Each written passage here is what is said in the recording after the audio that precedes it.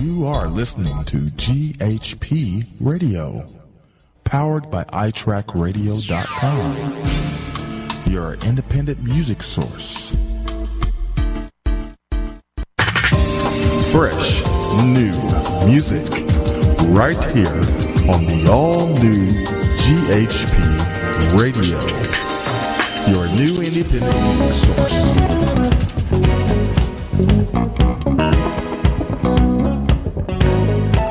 Come on, clap your hands, everybody.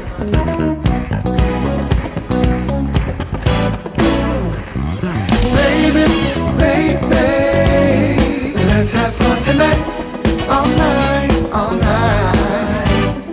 Grooving, dancing, like nobody else is watching, but girl, I'm watching tonight. Forget about your problem, forget about it, baby, and leave your worries at the door. Just relax yourself and let go, let it go. Let's take it to another level all night long. We're gonna celebrate and have a good time. We're gonna celebrate, baby. We can do anything, anything, baby. It's up to you, my baby, baby. Let's have fun tonight, all night, all night. Grooving, dancing, like nobody else is watching, but girl, I'm watching. I said, baby, baby, let's have fun tonight, all night, all night. Grooving, dancing, like nobody else is watching, but girl, I'm watching. Break it down, y'all. You wanna have fun tonight? Let's have fun tonight. Come on. Clap your hands, y'all, and let's have fun tonight. Yo, let's have fun tonight. Ladies and gentlemen, DW3, get funky. Let's have fun tonight. Let's have fun tonight. Let's have fun tonight. Yo, Jeff, play that guitar, man. Let's have fun tonight.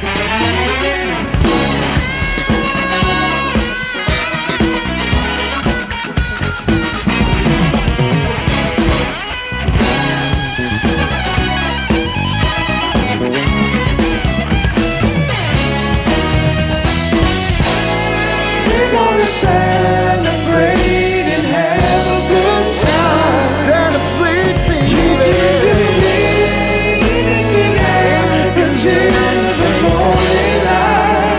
It's up to you, my baby, baby. Let's have fun tonight, all night, all night. Grooving, dancing, like nobody else is watching, but girl, I'm watching. I said, baby, baby, let's have fun tonight, all night, all night. Moving, dancing, like nobody else is watching, but girl, I'm watching. Let's go. Can you give it up for the DW3 band one time, y'all? Cornell Herrera, Steve Ocarias, Wallace.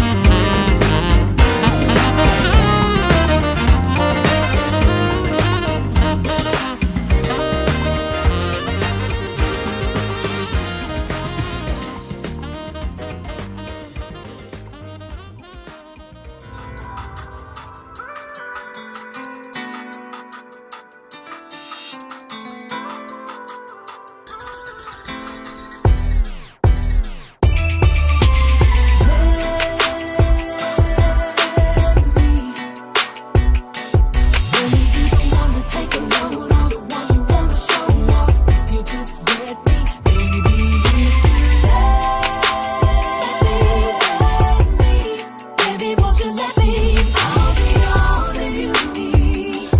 Baby, just let me be. I know you never had it quite like this.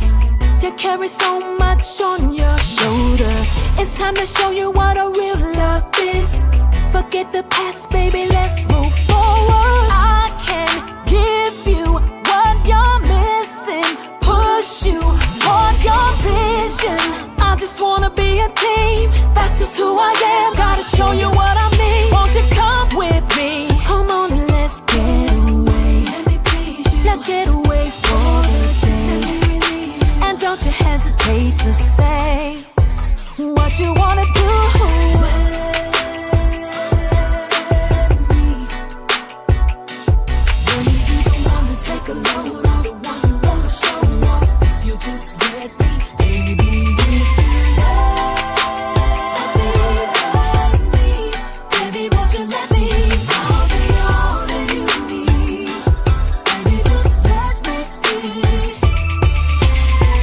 There's nobody that can give it to you like I do, and I can prove that to you. I just wanna pamper you. Yes, I do.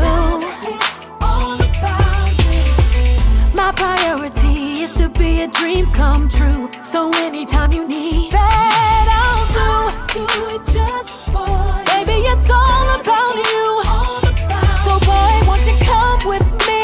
Come on and let's get away.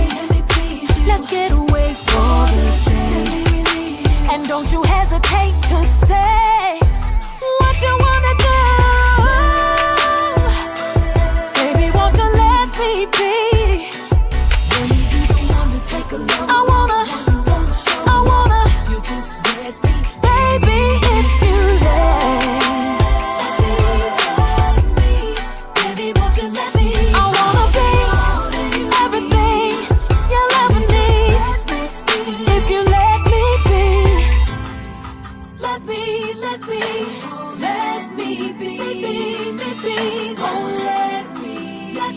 Oh, let me be your everything. Let me be everything I ever need. Yeah. If you let me be, baby, if you let me be the one to love. Let me be the one to hold you. Let me be my baby.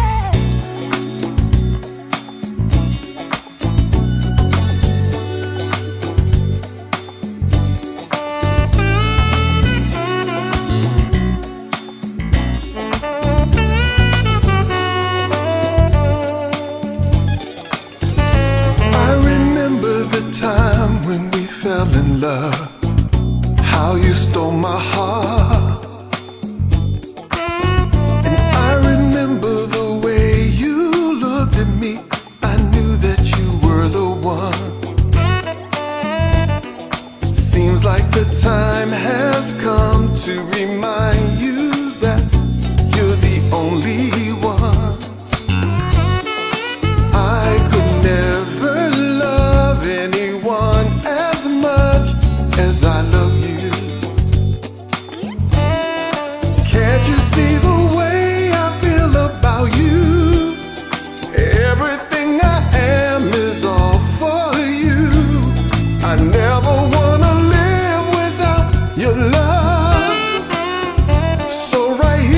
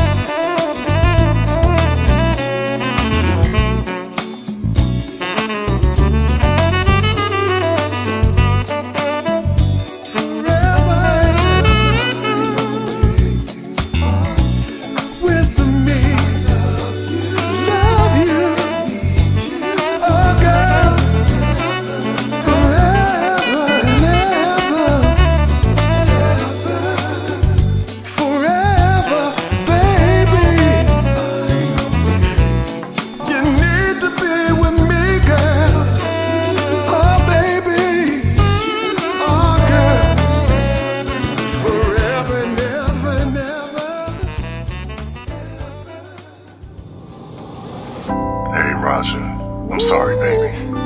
I'm not gonna be here to make our little meeting like we planned. But we'll get together real soon. Another sleepless Love you. night. Bye.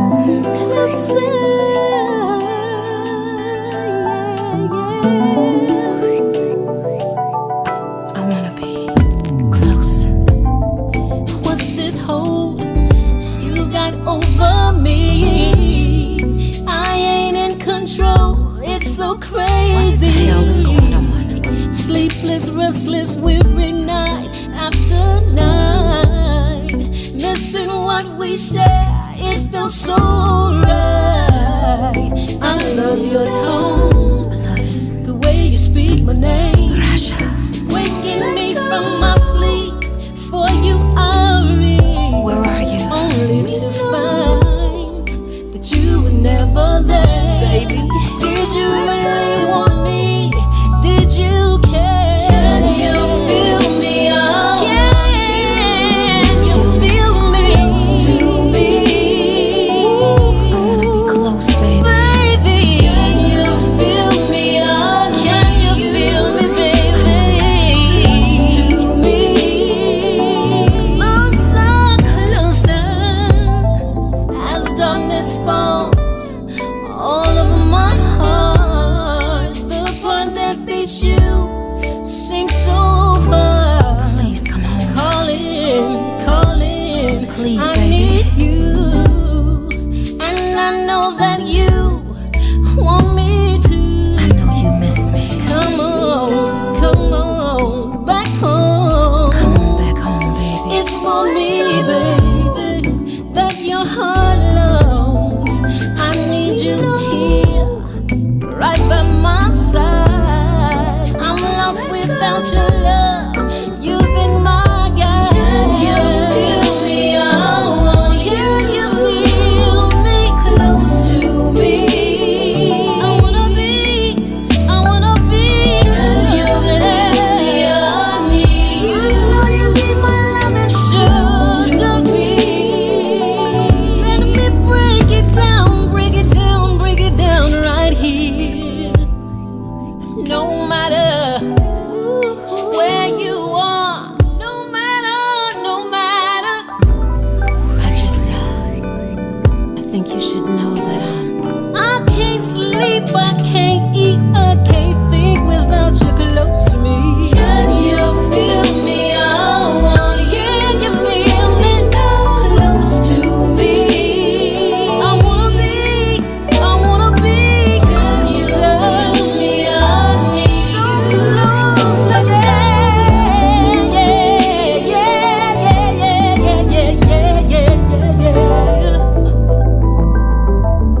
just like that.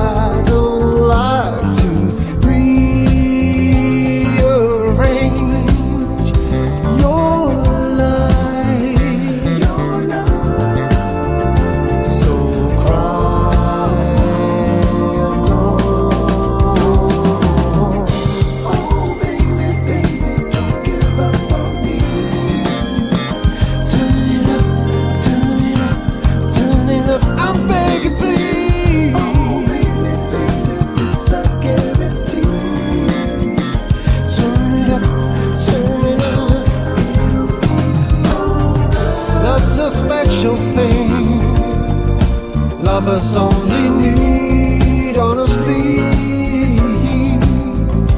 Two hearts the same,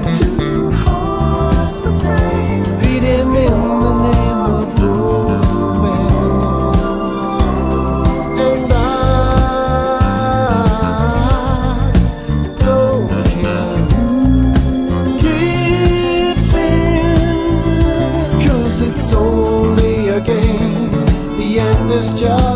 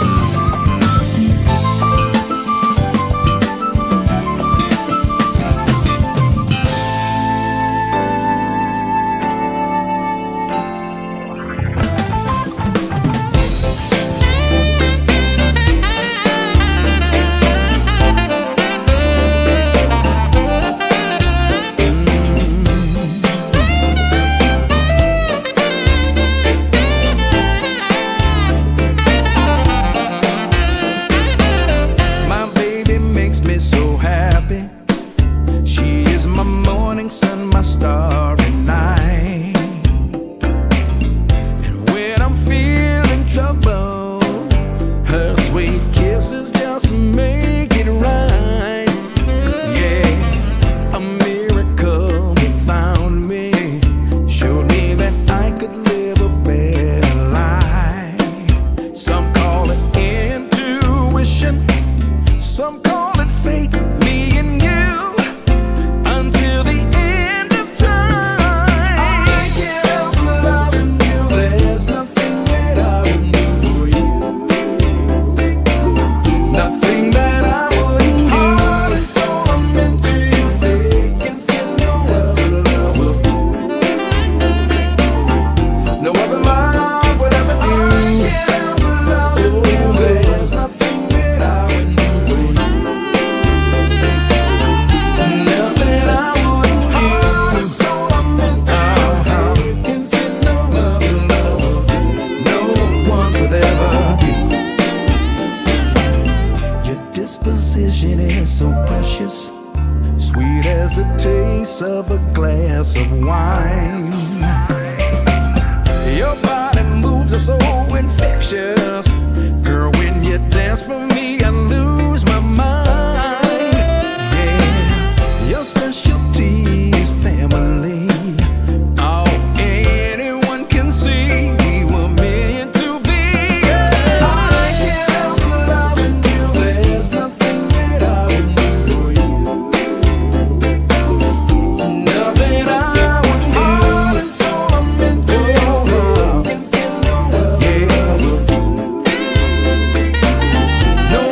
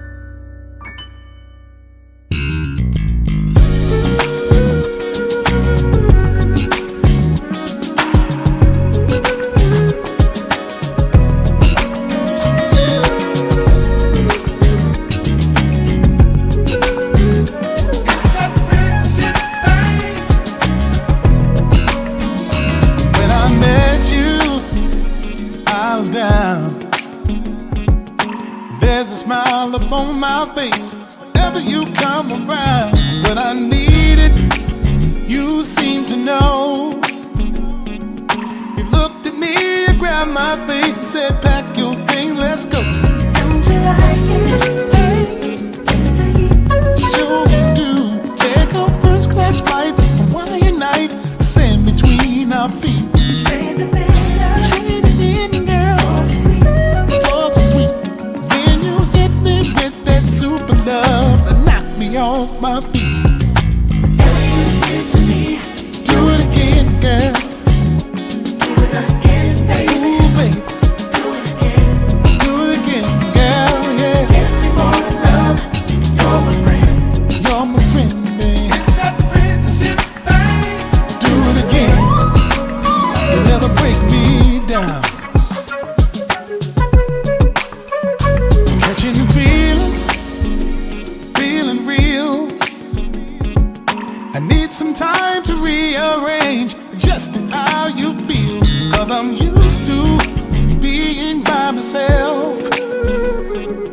But everything you add to me is so good for my health, yes. We like it. Cause we like it.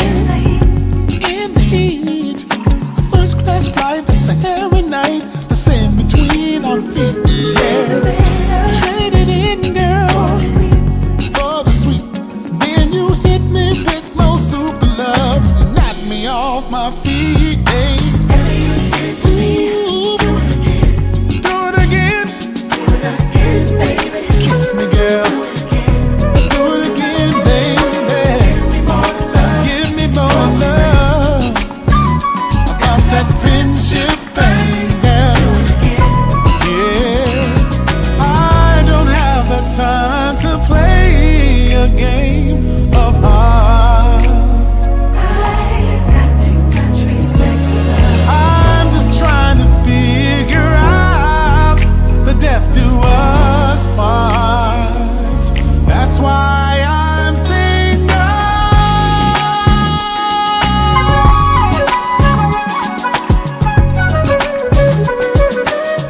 Play out the play, yeah.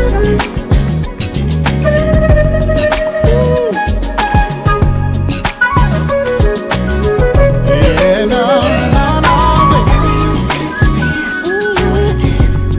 Hey, hey, do it again, baby girl. Do it again. When you love me, kiss me, girl. Hold me down, lift me up. It's that friendship thing. Got me love. Got me so tied up. Girl, I can't win it in. Do it again, Lord, baby.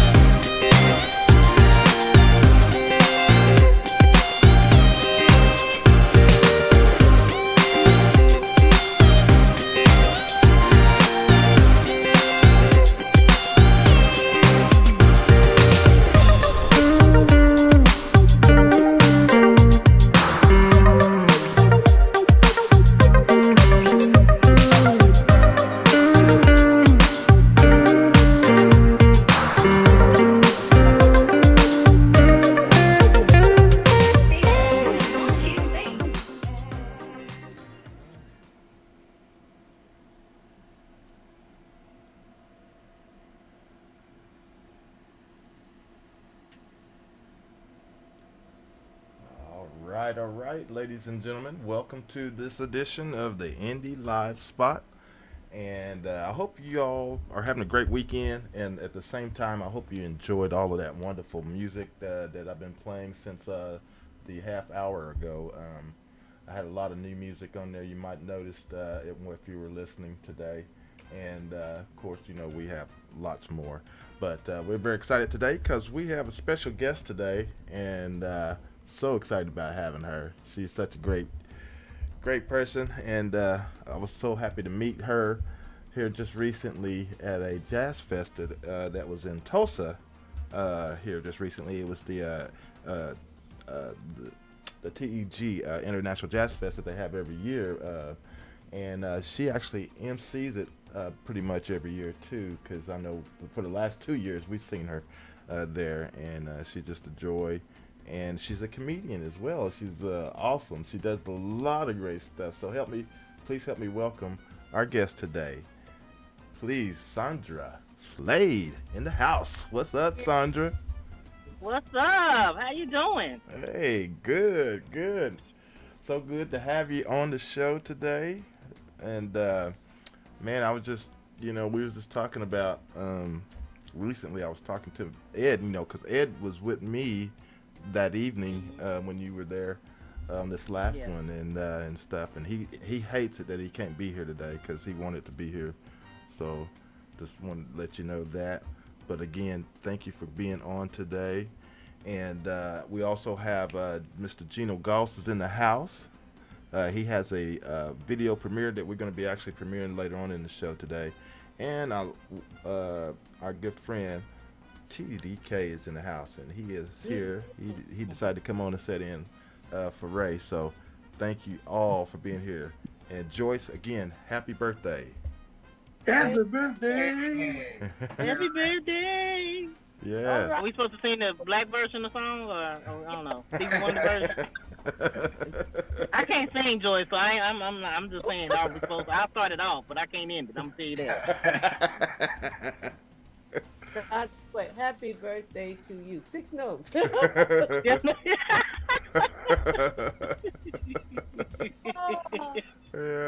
Happy birthday, Joyce. Yes. Happy birthday Happy to birthday, you. Joyce. Yeah. Happy birthday to you. You like, that's okay. You just want us to say happy birthday. You so much. Yeah. Yeah. Oh, thank you all for having me on here. Oh yeah, we're so glad to have you. And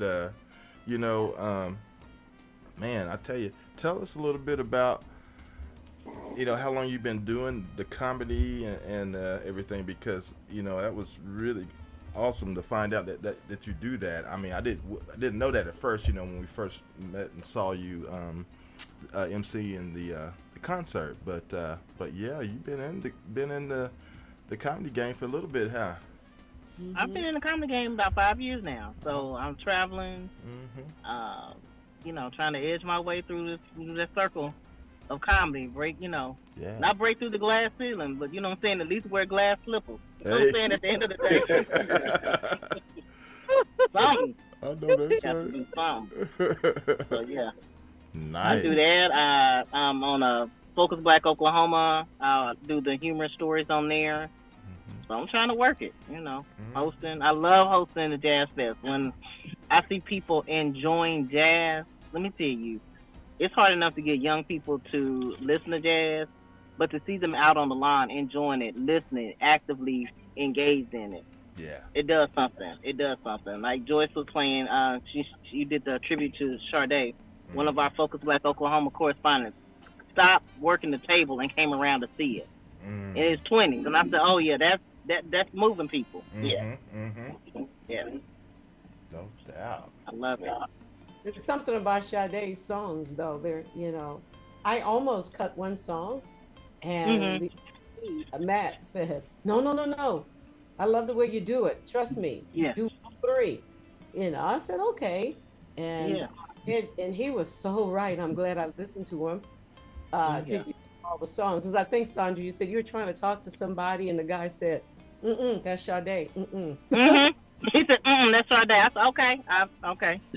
And I love I love the fact that Tulsa, when they support that and they come out, like they actively engage in the Facebook event that they're coming, and they come out and they love it. And the fact that it's Guthrie Green downtown, and on our first Fridays usually where we have art going on, we have people with different booths. You have people that are just down there for that, and then they stop. Oh, that's jazz, and they stop. And I love that. I love it.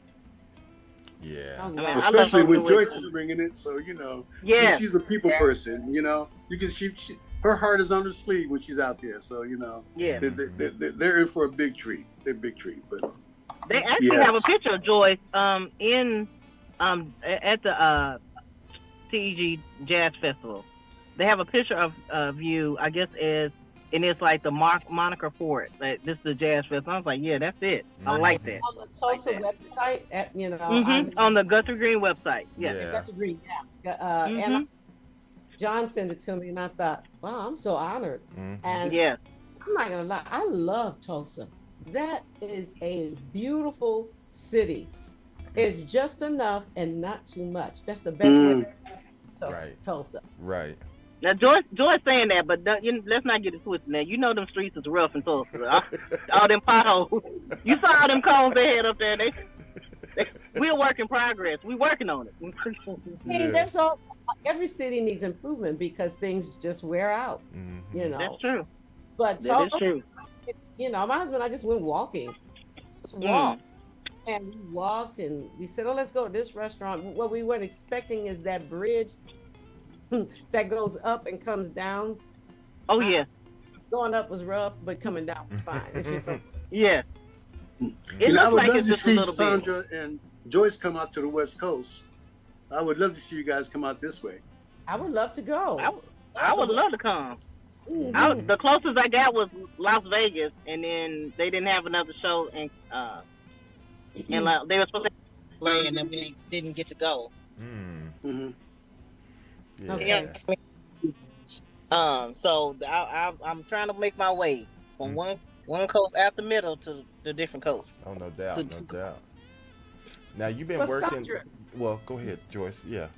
No, you go, G. Oh, okay. Well, no, I was just gonna say. So, Sondra, you since you've been doing the comedy and everything, you've been working locally here, but I know you probably went to some other areas. Now, there's that Looney Bin place. Yes. Yeah. Is that in Arkansas or is that in Tulsa too? They have one in Arkansas. That's the one I'm at right now, and then they have one in Tulsa. They just closed the one in Wichita. The owner passed away, and so they had the chain that they've had. They've had that a couple of the employees bought the one in Little Rock, so they've maintained it and kept it open. So okay, it is open now. Yes. Yeah. Cool. How many shows are you doing in Little Rock? How many shows are you doing in Little Rock? 6. Wow. So we have one Wednesday, one Thursday, 2 yesterday, and we'll have 2 today. So is that majorly where you're based out of? Is the bulk of your shows? I've Arkansas, but I've done Bentonville, I've done Lowell, I've done Hot Springs, I've done different ones. So this is my first full week of full time at Lulu Band. So out of Tulsa, CTK. I know her. There was was breaking up for a minute. I don't know if you caught that. Yeah, caught that. Yeah. Good. Yes, I'm out of Tulsa. So yeah, I'm just trying to. Everybody's like, "Oh, Tulsa's small." And I was like, "It's small, but it's big." I mean, we have our comedy festival next week, which I'm opening for Rita Brent. I'm hosting a storytelling Dear Diary session. So it's small, but it's mighty. Yeah. How long have you been in comedy? I've been in comedy now fully 5 years. I'm gonna say 5 years. Wow. I don't count COVID though, so I'm gonna say 4.5. We don't count COVID for anything. Weight gain or anything else. We ain't count COVID because then Wait till that married. point. Saying that. I've been married 15. No, I don't count COVID. 14. You don't count COVID. There you go. That's when you knock a year off. Like we gonna start. I have a question. Why comedy, Sondra? Ooh. I was not trying to get into comedy. Like that was not on my radar. I mean, I've always had a smart mouth, but I literally always ask my family. They like, I was going through a divorce, and I wanted to do something different. And I said, oh, burlesque. And so my friend was hosting a variety talent contest. And I was like, I'm going to do burlesque. Never did it in my life. You know, my bedroom, I thought I was Nina Simone and, now I can't think of her name, in French. Banana Dance. I can't, anyway. Josephine Baker? Yeah, Josephine Baker. I was like, I could do all that. I can do this on the stage. I've never done before. Why should it be different? And I signed up for the contest, and him and I got to talking. And he said, well, what did you come here for? And I was like, burlesque. And he was like, you tried comedy. So I didn't know if that was a compliment or not. Like, he was trying to tell him, no, you just need to talk. Ready to fight, huh? Yeah, I was a little sad. I was like, wait a minute, I thought I had some moves there. And he was like, well, you ain't showing me no moves, but maybe comedy. Never auditioned for him. Had a church event that night for Alzheimer's, raising money for Alzheimer's. And I dressed up all African gear, did fake dots on my face. And the people I was supposed to be with, they decided, instead of telling me, they decided to wear all black. So I'm all dressed up, and people are taking pictures of me. And I'm mad, and I leave and go to the contest. And he's like, are you going to do burlesque and that? And I was like, no. And I told him about my knife. He's like, just tell the people on stage what you just told me. And I was like, that's dumb. He's like, just go tell them. Told people what went on that night at the Alzheimer's event. Yeah. And I won the contest. Wow. It's funny though. It is. What happened at the event? What'd you say? What were you talking about for him to say do it again? The church people. Tell the truth. The church people, the nice nasty church ladies that was like, baby, you look cute, even though they didn't tell me that they decided to change the dress code. Right. And some of the people that was that were there, they're, you know, the upper elite of your society that don't know how to use a napkin and a fork. I just talked about them. Yes. And they're the upper elite, yeah. Yeah, and they thought I was part of the theme was out of Africa, so I'm all dressed up. So they were like, "Oh, you one of the characters?" No, I'm not. So that's literally what I talked about was the people there, my interactions with them, and I won the contest. So what do you like better, emceeing or stand-up comedy? Ooh, I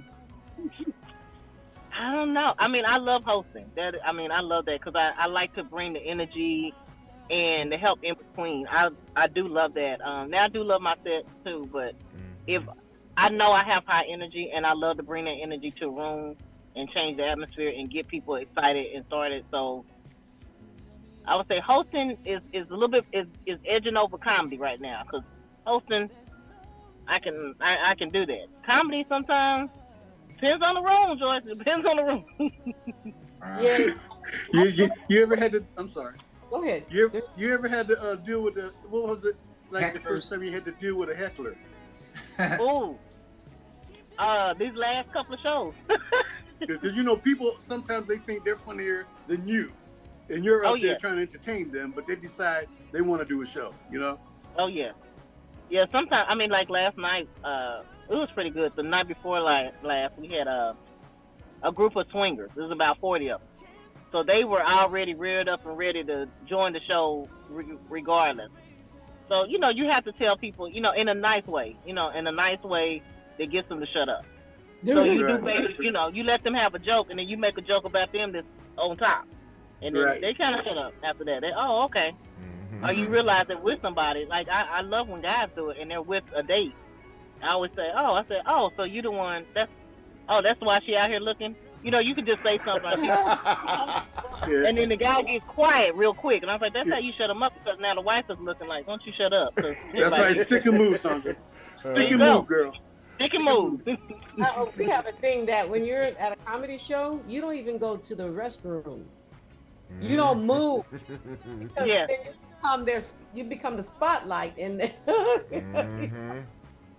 So you're like, okay, wait till there's intermission, then you move. You don't want to bring attention to a comedian or comedian. Yeah. Oh yeah.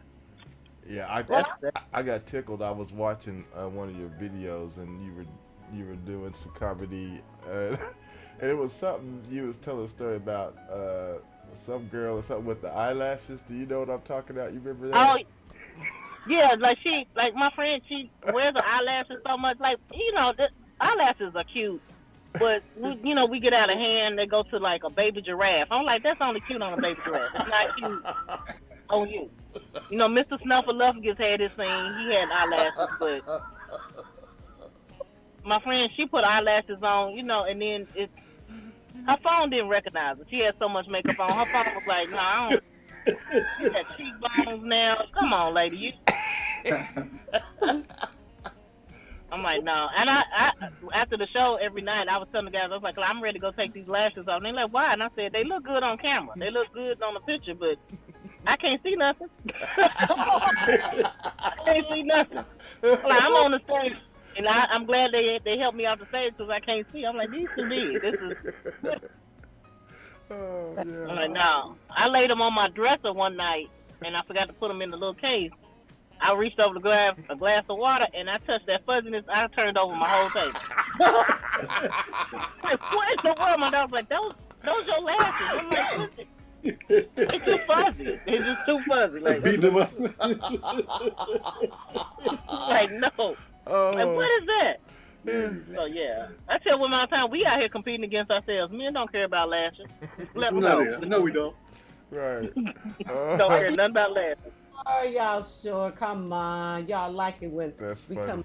They do like it, but now let me tell you, George. Now I wore some cheap lash glue one time, and I had to walk around with my eyes open because I was like, somebody gonna think I'm flirting because my eyes they don't stick together. It's taking a while to open up and down. Well, sometimes they're as big as the ones that go on a Beetle Volkswagen. I mean, Yeah. they're like, Yeah.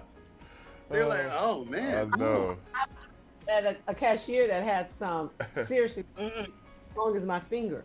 Yeah, that's crazy. That's I crazy. it took everything I had not to look at those things. I mean, I don't think that's right. Like I look at it, and I'm like, you could take that off and use it as a fan. You take it off and do like A feather duster or something, yeah. like, you're doing too much. Doing Too much. one joke that at the TG, well, it wasn't there, but I was listening on GHP radio, and you said something about the dollar store, and I can't remember what it was, and I said that is so funny. Do you remember what it was? I said so much. I mean, my life ain't been the same since the dollar store went to $1.25. Like it's, I feel robbed. You know what I'm saying? Like I was willing to pay $1.25. Now you pushing it because some of them products ain't worth. They know they wasn't worth $1, but you could. You know what I'm saying? You was okay. Like the washcloth, that's like a chamois. When you buy it from the $1.25 store, it's a chamois. It is not right. Like it's. Well, I laugh because it's so true. The dollar store, something wrong when the dollar store was $1.25. Right. But, Yeah, don't be buying bologna and cheese in the dollar store. Yeah. Do you know they have steak in there? They have steak. Yeah. I said, who buying dollar steak? Oh, no What's way. going on with your life? Yeah, they got that song there. Wow. I'm like, dollar. did you say bacon? No, see? They have bacon. They have steak. Pizzas. I saw a lady had a whole shopping cart full of stuff. I said, man, I don't know what's going on with your life. There's an Aldi's across the street, baby. Just step up a little bit. Just a little bit. Well, it's like Sam's wholesale. For years, I would not buy any meat product there because the turnover wasn't high enough.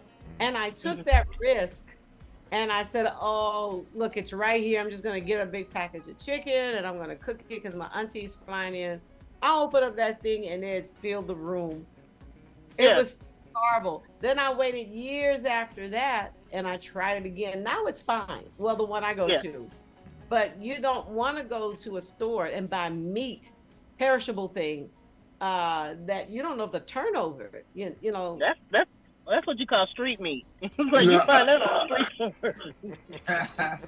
Well, I'm gonna tell you like this, honest to God. My wife and I were at the grocery store the other day, and we saw this one guy. He's going in the meat aisle. He works there, and he's taking all these big pork shoulders and all this meat, putting it on a big rack, a big tall rack. He's looking at him, he's putting it on a big tall rack, and he takes it to the back room where they cut up the meat. A friend of mine, he runs the produce department, named Steve. I said, Steve, where's he going with that meat? And he says, well, this is the grocery business, and people pretty sells. So he looks at the meat, and if there's like blood in the package and stuff like that, then they rewrap it so that, you know, it looks clean. And it's not bloody meat. He said, people like to see pretty things. He said, and then if it's out of date, then we'll put it on the special thing. That's what he's doing with that rack. And he had a ton of meat that was packaged on the rack. Wow. And that's what they do. They rewrap that stuff. I said, that's what I thought, you know. That's what I thought. Put a date on it? And put another date on it? And put another no, date on it. They won't do that. They'll throw it in the discount thing. But if it's like, if it still has a good date on it. The date on it. Like, the date, no, they don't play with the date. They don't play with the date. But if it's like current, but there's still like blood in the package and stuff, they want to clean all that up. Wow. And You're repackage okay it. with that. Clean it up. Shucks. Nobody want to see that. They want it to look pretty. That's crazy. That's true. We will buy a pretty piece of meat, but yeah. That didn't bother us. They had fresh meat. I'm talking about fresh cows that came from and that was not a big deal. Right. Oh yeah. Fresh if meat, you raised in the country, you used to seeing that. I am. I'm like, okay. It's no big deal. Yeah. But when you're selling meat in the store that is selling chitlins to people who haven't never tasted or had chitlins, they're packaged very differently than you and I used to see it. So that it's pretty. It's pretty. But you know, Sondra, I know you have some war stories about being in the last 5 years. It's like I have a friend who was a wedding coordinator, and she has some of the funniest stories that happened at some weddings and receptions. I mean, other than the great jokes you tell on stage, is there something you can share with us? Because we always have musicians and musical artists. Now we got comedian artists, and share with us about what goes on behind the scenes or even on the stage that's impromptu, because live entertainment is anything can happen, right? Yeah, tell us about your group. Oh, yes. My group. My group. I want to hear about your group. I was like, are they out there? Here we are. Are they out there? Are they out there? Yeah, I mean, live entertainment is something different. Like, you get the woohoo girls, you get the PTA moms in there, and they start, you know what I'm saying? They start drinking. It's no holds barred. Like, woo, amen, sister. I'm like, okay, then we start having church. I'm like, no, we good. What would Jesus see you doing? No, I'm so cool. Like the swinger group, they were a fun group. They were into, like, as a comedian, the energy we give off, we want it back. Like, clap, thank you, laugh. You get those people though that just stare. Those are the ones you gotta overlook. That's the creepy people. It's just they stare, they don't laugh, their face doesn't move. I can get it if they had plastic surgery, but some of them look like they ain't even started plastic surgery and they don't move. I'm like, you don't find nothing funny. Or they come with their hands folded across your your hands folded across your chest. And I always tell people, if you open up to laughter. And it, that kind of lets them down. I'm like, oh no, but. And I tell you, everybody's like, where you get your stories from? I said, life. I got 2 kids. So it's like life every day. Yeah, that's plenty of material. Every day. Every day. My daughter just started working 20 hours a week. While she was doing something. And I said, you want to work more hours? She was like, no, people that work 40 hours look tired. I'm going to throw her out the car. So what you think? Okay. Oh, not you. Okay. Like I tell people all the time, my kids are smart dumb. Like they book smart, but common sense dumb. Like they need some help. Like I'm so glad though that the price of eggs have gone down, because I thought for a minute chickens was going through menopause. Because I was like, what is going on? Why is they so high? Yeah, they were small too.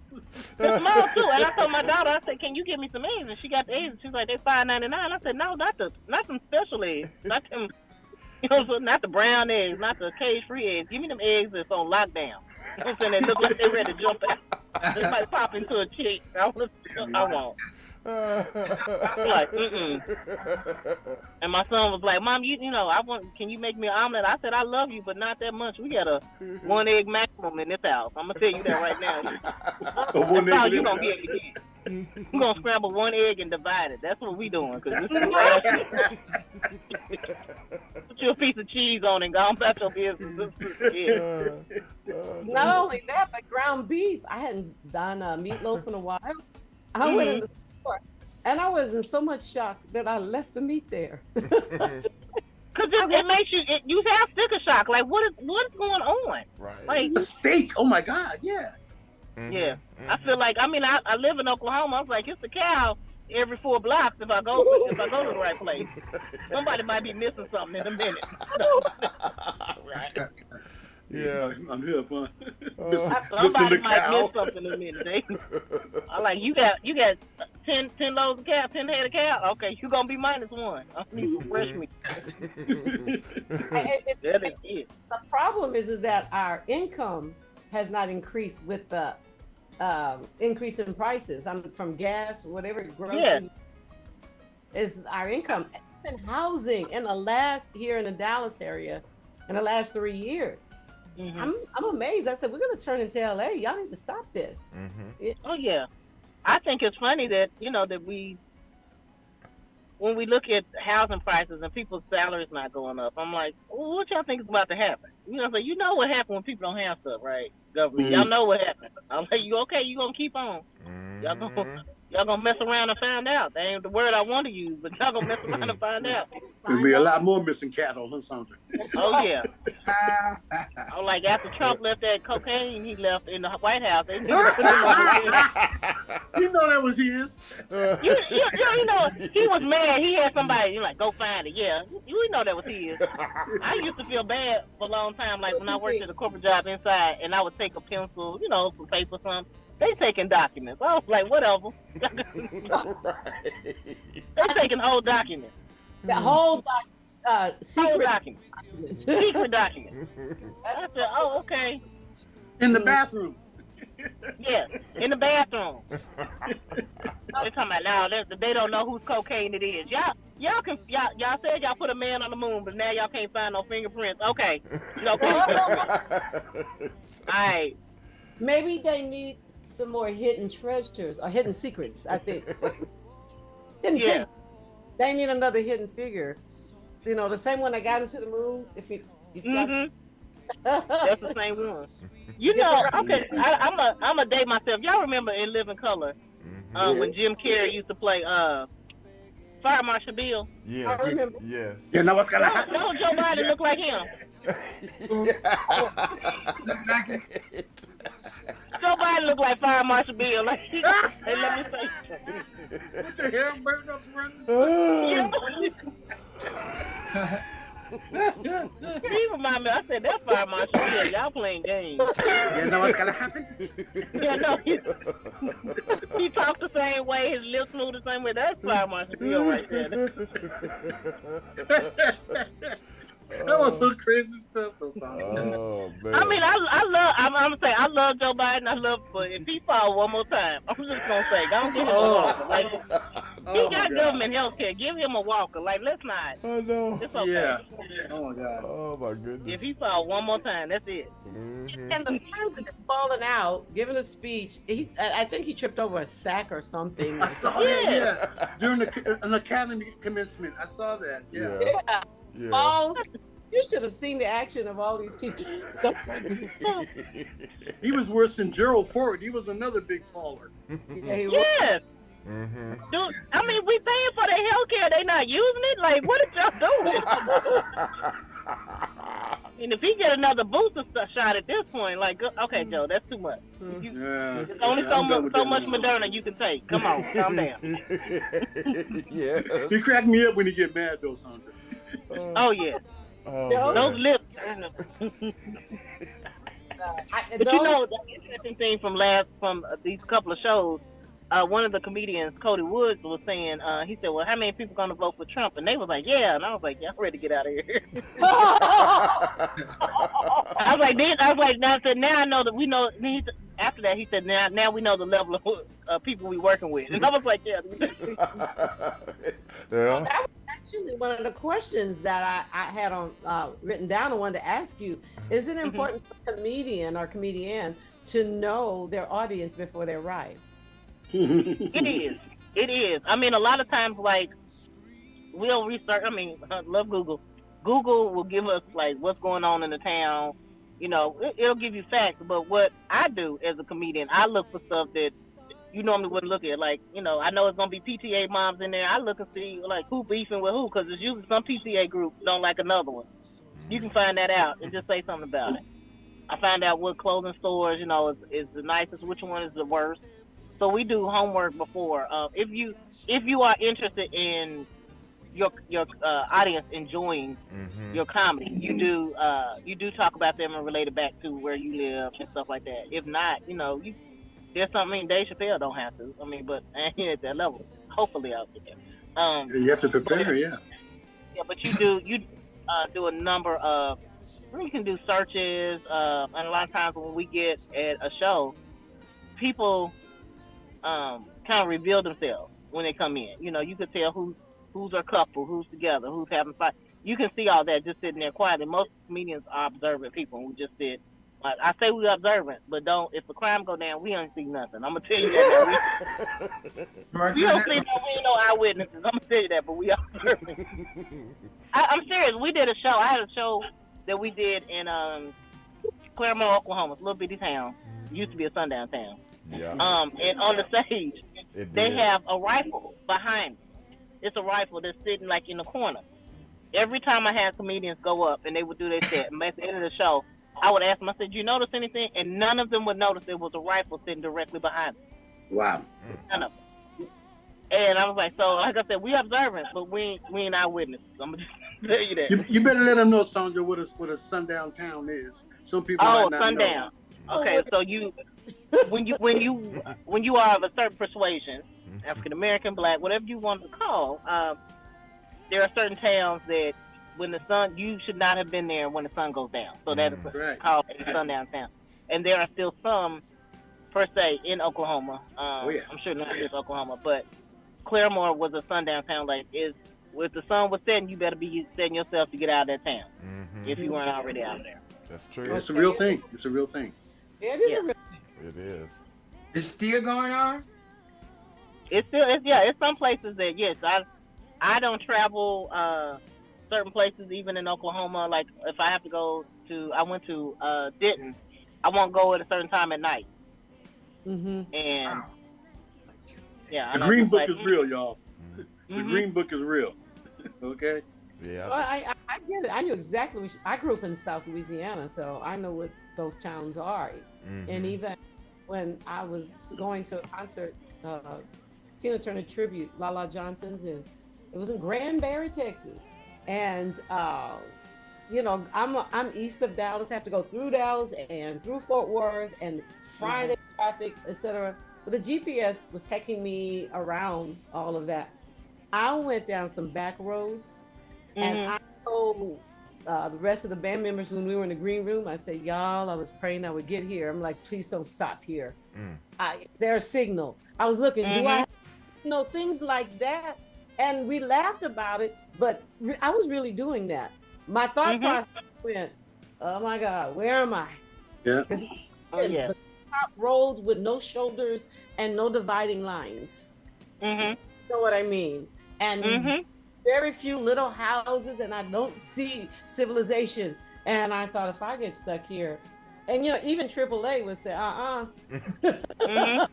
AAA, like, call somebody else, call Siri, because you don't have to help me. But it's real. It's real. It goes through your mind. I remember when I was in corporate America, one of my coworkers, he's a white guy, and he said, I went to South Dallas to it was a business meeting in a school. He had to meet some school people. He went in the gym, and he said, "Joyce, is that how y'all feel? Because I was the only white guy in the place." And I looked around and went, "Oh wow, I'm the only white guy in the place." I said, "Well, look." I'm only one of three black people in this entire corporate office. We've been doing this all our lives. And in other words, he finally got a clue. He said, wow. I said, but you were safe, weren't you? He said, yeah. I said, well, son, you were safe though. I've seen my husband go through it. I've been harassed. I've been through it. I know what it's like to be harassed, especially my husband moved in this suburban city years ago.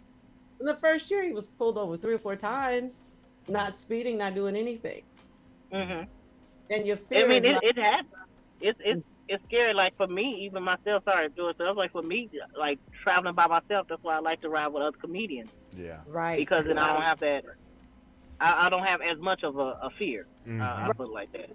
Yeah. I'm not as apprehensive. Yeah, and that time when I was traveling, I was alone too. A lot of times my husband is with me, but sometimes he can't. But when we got to Granbury, had a great time. The people were wonderful. It was just in between. It's that in between. I remember it was a lady posted on social media, a white lady. She said, oh, come on, white people, be patient with black folks. They don't know who you are. They don't. We don't.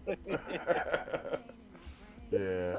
Now, Sondra. I usually get questions when people find out I'm from Tulsa after shows, and then they ask me about Black Wall Street. How do you answer that? I'm happy that they ask, because as opposed to not asking, I'm gonna come visit, come check it out. Yeah. If they want to know history, I'll point them out to a couple of books that they could read. And I find that that's a lot more. That's more common now, because I get more people like, oh, okay, well, I heard about it. Now, I have had somebody ask me, well, do you think, are you better off now than then? And I said, well, I don't know how old you think I am. I mean, black don't crack, but that was 1920. And it was like, oh, I said, it depends. It depends on how you look at it. It's better that you know now. It's better that people are learning about it. And as a comedian, you still, like, sometimes you do have to watch your political talk. You do have to watch your religion talk. You do have to watch your racial talk, depending on where you are. So sometimes I will bring race into it. Sometimes I won't. It just depends on the room. Depends on what I've researched about the area. You know what you can do when you're there. Oh, yeah. Now, Sondra, have you always been, are you born and raised in Tulsa, or are you from actually somewhere else and moved to Tulsa? I'm born and raised in Tulsa, but I lived in Atlanta for 20 years. Okay. Oh. And then I moved back. All right. So why? I moved back to Tulsa. It's a beautiful city. I moved back because my mom would never move down. And my daddy got sick, and so I came back, and my dad passed away, and I moved back to Atlanta for a couple more years, and then I moved back to Oklahoma. Because I always, community to me is everything. Like it takes a village. And I had a village in Atlanta, but because of how Atlanta is so spread out, it was harder to navigate through the village at that point with 2 kids and being married. So we moved back to Oklahoma. Okay. What's your favorite thing about Oklahoma as a city? What'd you say? What is your favorite thing about Oklahoma as a city? My village, my people. Like, I love that I know, like, I can go in different shops and we know each other. We know each other's family. We know each other's, if we're not related, we know somebody that they're related to. I love that. I love the fact that my kids, they might go somewhere and they think, oh, I'm just me. No, they know their mama. Like, your mama. Let me tell your mom. They like, no, never mind. Don't do it. don't do it. So I do love that. I do love that aspect. I like the history that we are recreating with Black Wall Street and creating knowledge about it. What about the city of Tulsa? Do you find that it's growing in terms of population? Oh yeah, when I say I live in the gentrified area, so I wasn't scared of tornadoes, but now I am, because tornadoes don't usually hit us, but now they moving in. I'm kind of scared. But it is growing, like, so much so that where the Black Wall Street, Greenwood was rebuilding, where they rebuilt a lot of the houses, those houses, people, of course, do the we're going to acquire someone's house for $10,000, $20,000, which is a sad amount to give somebody for a house, and then build a house that is now costing $350,000 on Yeah. the same property. So, Wow. I'm loving it, and at the same time, I'm hoping we start learning to save our homes and save our families, our generational wealth to pass down, as opposed to just getting rid of it and moving away. Yeah. Mm-hmm. Since you've been there in Tulsa, Sondra, have you got to meet the survivors? What was the lady's name? I can't remember. I know. Yeah, she was like 100, I think, and 102. Yes, I have. Oh, okay. I do storytelling also, and part of my job for Focus Black Oklahoma is to I do humor stories, but we also had a side project where we were capturing their voices. That right there, storytelling to me is a lot more personal than comedy, just because you give a piece of yourself a lot more. It's a little bit deeper. And to hear her story, to hear her son's story, it hits you in the gut and in the heart at the same time. Yeah. Hearing how they feared for their lives, seeing people actually being burned in front of them, and it moves you in a different way to say, history is worth retelling, not repeating, but retelling, so we don't repeat it. Yes. Right. We need to tell it because they're trying to cover it up. So we need to keep telling it and keep telling it. And they want to bury it up and bury it deep. Like, you can go on Greenwood now on the weekend and you see busloads of people. You see people walking around, and I'm happy about that. I'm happy and I'm sad that it's taken this long, but I would rather it has taken long enough for people to be curious and inquiring than it could to still be ignored at this point. I think that opened the door to also to discuss the hundreds of other Black communities that were destroyed as well. Yes. Some of them are not as large, and they have become lakes. We're a thriving community. They make lakes out of it because so often we like to take the splinter out of somebody else's eye. We got a log in our own. And I mean, another country. Oh, this country, I said, wait a minute. Our country is not perfect either. It's not perfect. Yeah. I admit I don't want to live in the Mideast. I don't want to live in Iraq or whatever. But I can't be so arrogant to think we're so much better than they are. And when we have some hidden secrets right here, that's just as atrocious as some of the acts that were committed over there. When they found the remains of slaves in the bottom of the ocean, that just really gripped me. You hear the stories I've heard, some jump ship, if you will, because they just couldn't do it. And it's something when something's confirmed, when you see the evidence, there's something about that. And you just grieve again. You grieve again. Yeah. It's painful. And this country, talk about all over, North America, South America, Central America, wherever people were abused. And you can't fathom that, though. You know what I mean? It's just like, it's real, and you're going, oh my God, it could have been me. Yeah. Yeah. It could have been me. Just born 100 years ago, my life would have been totally different. Not perfect now, but and we do our best. And do you use comedy to? How do you use? Well, let's put it this way: how do you use comedy to bring awareness in a way that we're not trying to offend anybody, but how do you bring comedy to help educate and help people heal? A lot of times I'll interweave it in things because it's a little bit easier for people's palates, with other people's palates. One of my jokes that I do, it depends. Like I said, it depends on the crowd. If I'm in, the PTA woohoo girl crowd, I got to give it to them softly because they're drinking and not really paying attention, but I want them to get a lesson. And I said, the new thing is, I don't see any color. I don't see any color. And they're like, yeah. Now you can see them smile and laugh. And I said, well, how many stoplights did you run? Oh, okay, you saw that color. You saw that color. So it kind of gives them that, like, oh, okay, and it just so I Yeah, just you kind got of bring it back. You gotta Just have bring good it. icebreakers, and I know you got plenty of them. I know you. Yeah. Yeah. So we talked. I said something about history, and where was it? I want to say I was in Miami, Oklahoma, and the guy said, "Oh, history is we don't need to learn about history." And I said, "Well, not all of us need to learn about it. Some of us need to just reveal what we were standing there by the tree." And that just kind of shut him up. And he kind of afterwards. So you have to do it in a way that they can take it in a small bite. They can move something. They can move. You got to give it to them in small bites. So I believe in. I'm gonna give you a lesson every time I'm on stage. You gonna get a lesson, whether you want or not. You are gonna get a lesson, and it's up to you to take it. But I do a lot of times kind of meld it in there. Yeah. And what about good for you? This can be controversial in jokes.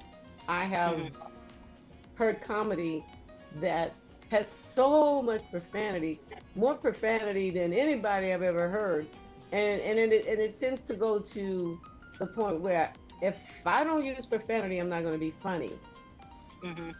What can you expound on that? Say something, I mean, it depends. I have some comedians that I never do clean comedy, and I said you don't have to. When I started doing comedy, my mentor started me going to churches.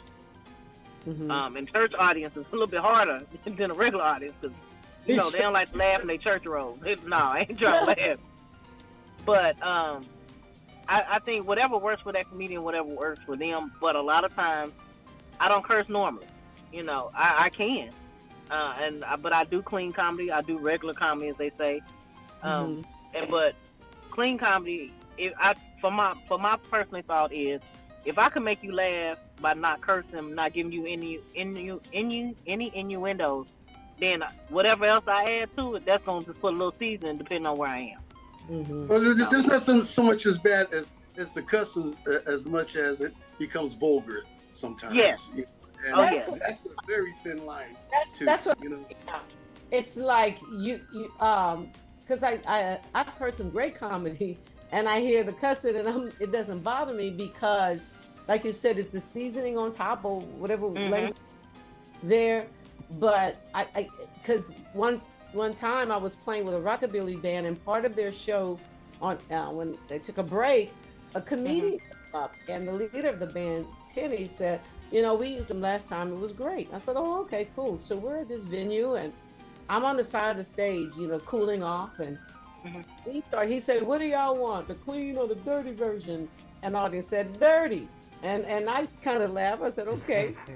He starts, and I don't think he's getting the feedback that he wanted. And he called Penny up to the stage. Come here, Penny. I said, okay. I'm thinking he's doing something impromptu to improve his act. Yeah. He looked at her and he said, I've been doing this for 10 years. And I don't do comedy in front of people who don't laugh. Here's the mic. You don't owe me a dime. And walked off the stage. And she's holding the mic like, oh, wow. Oh. Wow. And that's I'm unprofessional at its highest. And I didn't know. I'm sitting on the side of the stage. I'm like, boy, bye. I went, oh. he needed to leave. Okay. He needed to leave. I mean, I've done stuff. Yeah. I mean, I've done stuff where it might not have hit, but then I know I need to recover real quick. But I mean, it is all how you do. Because also being, I hate to say this, as being a woman, I'm around some female comedians that are vulgar. I'm not. I don't down what they do. I said, but I also know that I know who I am, and I'm gonna say what I want to say. And if it does become like you get people that that's all they do and that's all they want to do, and I was like, that's great, but if you have to write a script for somebody, that's where your money is. Well, you got to write a script for somebody. They don't want curse. If you got to do a story, they don't want curse. So now what are you gonna do? Now you left with just your jokes. If your joke's not funny, and you have to add on to it. It's a joke. He's a punch up person, and he told me that. He said, if you have to add cursing to your joke, is it funny? Is it funny? He said, now you can add it as an accent, add some seasoning, but if that's all you got, then you might want to let that go. Mm-hmm. I mean, that's the same as using, you know, I've had to talk to some comedians using the N word. Mm. You know, Next question. Yeah. you know, Yeah. Yeah. I might use it in my speech talking to my friends, but on stages, no. Mm-hmm. And they're like, well, why? And I said, you know, first of all, your first thing is observe the audience. If your audience is 85% white, no, you don't need to use that. Mm-hmm. I was at a comedy show with this particular comedian, and I said, watch me before you go on.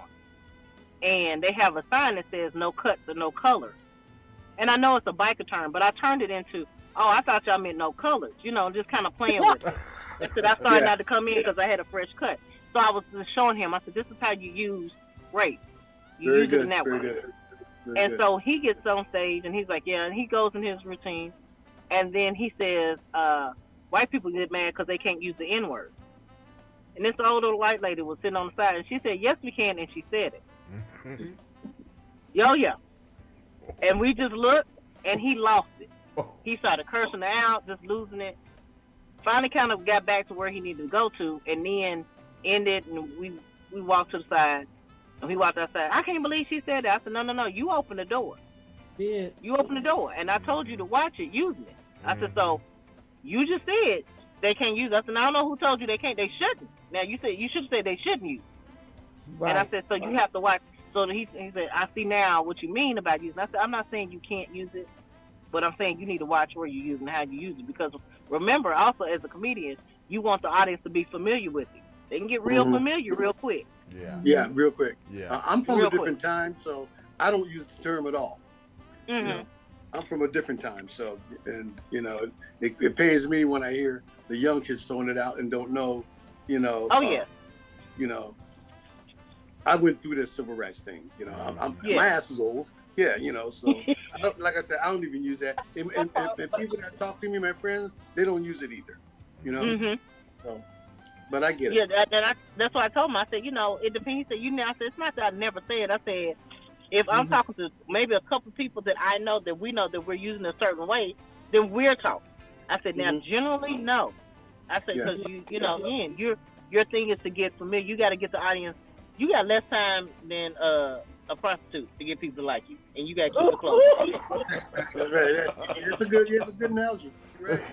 You know, and I got to get them to like me and know me and, you know, hopefully invite me back to the club. I said, so if I got to use that and profanity the whole time, that's all they going to know.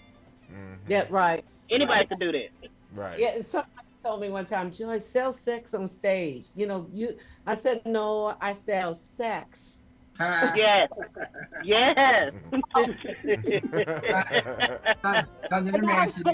And I elaborated. I said, once you sell that on stage, and you just change your mind. I mean, you can, but they're gonna expect that. I mean, you have to be careful about how you present your brand. So no, I don't want to be known as oh, Joyce has her butt out, boobs out, and all that, and drop it like it's hot. Now, I'm like you. If that's you, go for it. That's I make a point to always wear something from a black-owned shop or a black woman designer every time I'm on stage. That's my thing. I love it because one, I like how we design our clothes, but you got to set yourself up because if you right, Joyce, if you start that, you gotta keep it up. Yeah, and you have to decide what's your brand. What do you want to do? And also in these days and time, everything you do is being recorded. How many cell phones are out there every time you're on stage? And if it's on the internet, it's permanent record. So you have look. I've looked at a couple of pictures of me. I'm like, oh my God, who put that up? You got to go find somebody to put that up. Like, take that down. It's like, well, it is what it is. I'm not always cute, so that's the reality of it. But and I've even heard videos. I was, my husband took a video. It was an outdoor event, and somebody else took the same show, and for some reason, the other guy's video, the sound was totally off, but it was real nice on my husband's video, and that's when I realized what you record may sound great, but it depends on where you're on the speaker. The speaker started all kinds of things can happen. So I have learned that when my husband records, I go listen to it first.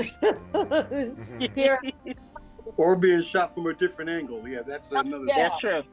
Yeah. Even my husband is he majored in art and photography, and I was like, why do I look 10 years older on this picture? He said because it's outdoors and the lighting will do that. And then even to the point where the foundation that we wear as women, you take that picture, you're like, what's all that stuff on you? It's just you look like an old hag. And so, like, so that's why they put smoothers on phones for you get one of those shots, and then there's some shots you don't have to do anything to. It's just perfect, and it's great. But I've had some shots, and I had to learn all that. But if it's somebody who doesn't care how you look, they're going to post that, and it's going to be out there. It's true. It is what it is. What it is. Sondra, when you first came on, I was checking you out, and you kind of remind me in between. I mean, I know you got your own style. In between, like a Monique and a Tiffany Haddish. But how hard is it for you to create as you're going along? You know, to going to that level like Paul Mooney. You know, they can just make up anything as they go. Is that really, really hard? Or how do you go from different levels like that? I mean, it can. I mean, when I first started, I say difficult. Like, I got a smart mouth, and I can say something quick, but also it's saying it quick where they can get it, and it's not offensive. So sometimes, quick mouth, I can say something and somebody feel a certain way. So it's taking me time to learn how to do it, but that means you got to get out there. You got to be out there on open mics, on shows. It is timing, and you got to know your crowd. You gotta work that crowd and know that crowd and know what you're working with. Yes. It's easy to be quick on your feet at certain clubs because they usually only I do one club in Bentonville. It's nothing but Walmart executives. So I already know that crowd. I know what's gonna make them laugh, what's not gonna make them laugh. But I also can be quick. You have to be quick with current events. You do have to be quick with that because you could start talking about, like I talked about Biden, and somebody went on about Trump, and I gotta quickly, help shut them up about Trump and talk about Biden, or give them a little history lesson at the same time. So it takes a minute. It takes a minute. Yeah, it takes a minute. I was wondering how, because I like Richard Pryor, I used to say, how could you go from this subject to that subject? And then he all of a sudden he would change.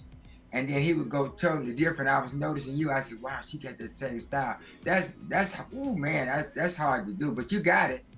You got it. Thank you. But I mean, I study I study comedy. Like one of my old coworkers blessed me with a couple of Mom's Mabley albums, and I wasn't doing. I think I was like year one and a half in comedy. And she was like, she said, I didn't know what else to do with them. She said, I know you. She said, I think you would appreciate it. And I listen and I study a lot of comedy. Not too much, but just enough to help myself find my own voice. Because I think, like, Richard Pryor is the greatest storyteller of all time. Like, I love telling stories. He tells the best stories. One joke goes for 17 minutes. And everybody's intelligent. And that right there, I was like, that. When he was talking about the monkey, when I tell you, I wasn't supposed to be listening to that, so my mama's looking. I ain't listened to it. Yeah. But I remember just hearing him, and just like he took you on that journey. Yeah. But it was funny the whole time. Exactly. So I try to capture that. Yeah, he took you on that journey, but you laughed the entire time at the one thing he was talking about. Yeah, I like the dog when he took the dog. You remember the joke, Richard Pryor? The dog was always chasing him. I'm sorry, Richard. And the dog said, I'm gonna get you tomorrow. Oh, now Red Fox. I remember getting in trouble listening to Red Fox, but yeah. Because they had the grown-up parties then, but then I was listening. I said, "Ooh," and I didn't like I said, it took me a long time to get to do comedy, but I remember that, and when I say they switch up, tell you a story, give you somewhere to go, like, okay, And Paul Mooney, I saw Paul That's Mooney my favorite Paul. 3 times. Yeah. I saw Paul Mooney, and I got to meet him once in Dallas, and he signed one of his videos, and I met him again in Tulsa. Wow. And I brought the thing, and he was like, "So you paying attention? Okay." And I tell you, it's life changing. Yeah. Paul Mooney said he used to, when he first started out, he used to bomb all the time. He had to, like you were saying, he had to recover, and then he took that recovering to another level, how to go on top of it. I'm going like, wow. And I was listening to you. I said, man, she got that same style. So that style is, I'm thinking it's hard. I mean, like you got to, but when you got them, it's a good feeling though. When you know you got the crowd, when you know you got them, that's the fun part about it. Oh, that's a joy. That's the icing on the cake. Sometimes it's getting those people that don't want to laugh to just finally make them laugh, and then that's it. You walk off the stage. I got that person to laugh. I'm good. You broke them, yeah. I broke them. I broke them. I'm like, yeah. That's right. Well, not only are you extremely talented, but you're also very beautiful. And Thank you. And I am an instant fan. I just want to Thank you. Me too. Thank you. I like, Sondra, that you're explaining to people that you just go on stage and be a comedian.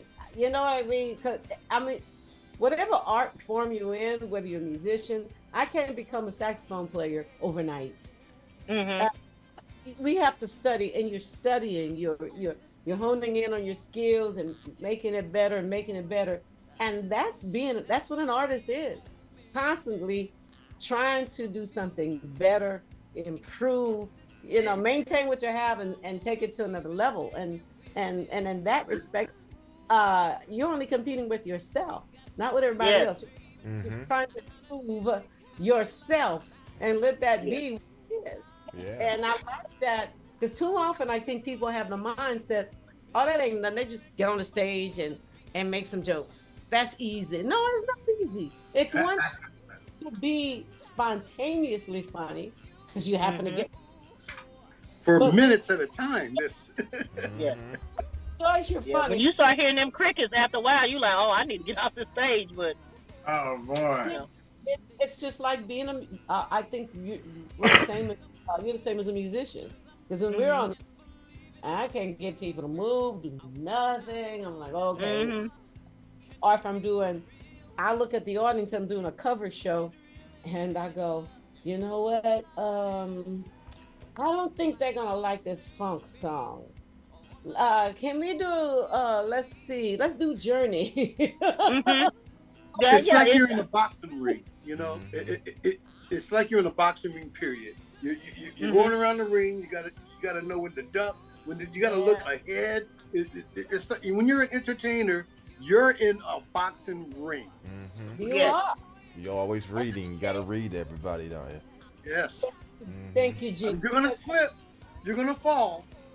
You may even get knocked out, but you're gonna get back up. That's right. And you may have to rearrange your act, just like we have to rearrange the song right on the stage. Right. Oh yeah. I had to do that yesterday. I rearranged. I noticed the crowd. I said, okay, they like this humor at the end, but I got to get them familiar with me at the beginning. So I come out and I rearranged my set for the next show. I mean, it went great the first show, but it went even better the next show. Yeah. And he was like, why? Because I realized they like it. I said, but they like this on top. And then I said, that's getting them to know me, which they need to be familiar and okay with me to laugh. Okay, see? Yeah. Stick and move. Stick and move. Stick and move. Stick and move. Okay. Bob and weave, stick and move. All of it. What about acting? Have you considered doing some acting? I actually have done some plays here in Oklahoma, but it's just hard for me because comedy is a travel thing, and I got to study lines. So and I have a full-time job. People realize I was like, I have a full-time job. Right. I work for a marketing company, so we do mock juries, legal focus groups all over the country. So I do that. Then I'm a mom. I work for Focus Black Oklahoma. So it's just a time factor. And the plays that I've done, I've been grateful and thankful to do them. But I've been offered different plays, but I tell them, I said, I don't have the time to learn the scripts and get to rehearsal, and I don't want to be disrespectful of anybody's time. Yeah. Because I don't want to be disrespectful of mine.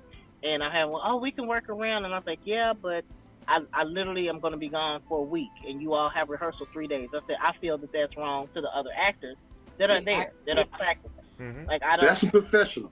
You're a professional. If I can't give you 100%, I won't do it. Yeah. I don't want to do it. Mm-hmm.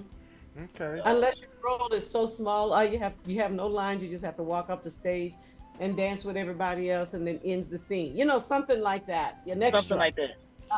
But to have a major part and not a rehearsal, yeah, that's not cool. And then it's what. No, go ahead. You pressured too because you're not there. It's just not gonna work. I agree with you. Richard Pryor said that Henry Paul Mooney as well. They said that anybody that could do comedy can act easily because you're standing up acting at the same time and but you're talking. I used to think about that. I said, man, that would be easy, but it's not as easy as you think it would be. But it would be easy for like the comedians because they already acting. So yeah, you could do some acting easily, better than it's just studying somebody's lines, and you know, it's some of the plays that I was offered. I did 2 plays about Black Wall Street, and one I didn't have lines, and I could do that. That was great. I didn't have any lines. I could just be on stage, play a mom. The other one I was actually doing this for. We were talking about rape in high school. And I could do that. I got that. But some of the ones that they have specific dialogue, they have specific lines that they want to hit. And I was like, I'm gonna be honest. I was like, if I'm trying to study that, trying to write new material, also trying to focus, I'm not gonna give it 100%. So that's a lot. That's a lot. But I can see you on the Maverick channel pretty soon, Sondra. Yeah. No doubt. Not on Tubi. Anyone, not on Tubi, but I can see you definitely. And I'm looking forward to you on that. So one of them plays like Mama don't spill the hot grits in the chicken sauce or whatever. You know? One of them things, you know. Are you ever coming? You coming to Austin? Hopefully, the comic that I'm working with now, he's from Austin. And so we've been talking a little bit, and he was telling me some rooms to get down there. And like, you know, we were talking about earlier, Joyce, it is a circle. You got to get in the circle of those people. Like I'm from Oklahoma, so I'm already in that circle. I'm not necessarily in the circle of Oklahoma City, which is only 120 miles from me. Yeah. But I know enough people to get in there. So just trying to break into those areas. So hopefully I booked 2 places in Denton. I'm just trying to ease on into Dallas, and you just gotta ease your way in. Oh, nice. Yeah. Okay. Let me know. Well, definitely let us know. I'm sorry.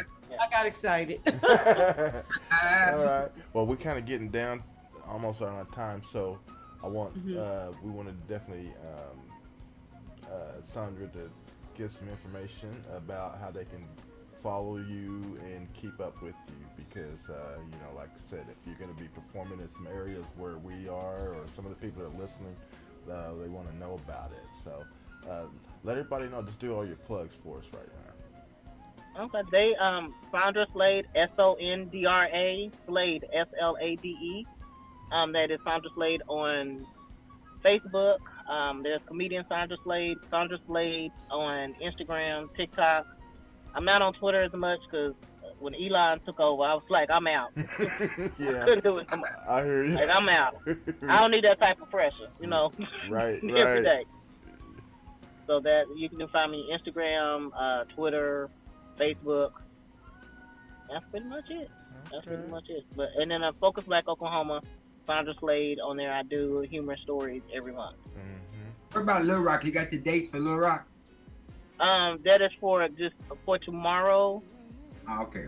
No, for today. This is it. I'm sorry. This is the last day, and then I will be back. I think in 2 months. I still got to finalize that date, so I'm not sure about that. But the next thing that I will have will be the Blue Whale Comedy Festival. The Blue Whale Comedy Festival will be the 26th through the 29th of July.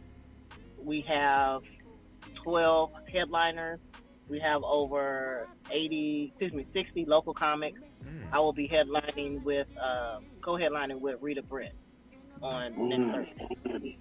All right. Nice. Yeah. Well, definitely keep it going. Yeah. I love it. All right. So well, I'm now... excited and nervous. It's okay. Yeah. Well, it's okay to be nervous. We know you're gonna do great, and Thank you. Thank you. Continue, I appreciate it. Yeah, just continue to do your thing, and again, it was a pleasure to have you come on today.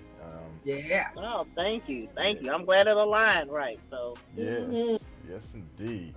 Now, before things get too out of hand, I want Gino. Gino, tell us a little bit about this new video premiere that we're going to be premiering for everybody. Yes, Gino. The video or what? Yeah, What's it again? Yeah, tell us about this new video that we're going to premiere today. This video was produced by my great friend Gary Houston, and I heard of that guy. Yeah. I heard he's good too. He's a good guy. And by the way, I am a fan of yours. I love your content. I love your musical arrangements. Thank you. From one trumpet player to another. I'm digging it. I'm feeling it, and I'm following it. Well, I got to be following you too. So send me your information, buddy. I got to do it. Okay. Sure. Now, are you in LA or Austin? I'm in Austin now. Okay. Now, I've only been to Austin once for the South by Southwest. You did? When did you come down for that? I can't. Oh, that was a long time ago. I was playing with Ike Turner, and we played at the South by Southwest at Antone's. We played at Antone's. Okay. Yeah, when we first came down here, 6th Street was hot, man. We was making good money, and all the bands was down there on 6th Street in Austin. I liked it. But the other band guys that came from LA with me, they didn't like it. So they didn't like the set. So all of them went back, and I'm the only guy who stayed. But I like Austin. Austin is got a lot of music going on, and they got a lot of good musicians as well. They do, and it's a culture shock. If you are coming from LA, Austin can be the culture shock. Oh boy, yeah. I'm going to, you guys, I'm sorry, but I have to go because I have a gig I have to get to. Yes. So, Gary, I'm sorry. Yeah, you good. Yeah, I know you got that special thing going tonight. Sister Joyce, do your thing. So yeah, do your thing. Yes. Have a great. Get the crowd rocking. Yeah. Yeah, have a great just time. one thing before you go. What? I love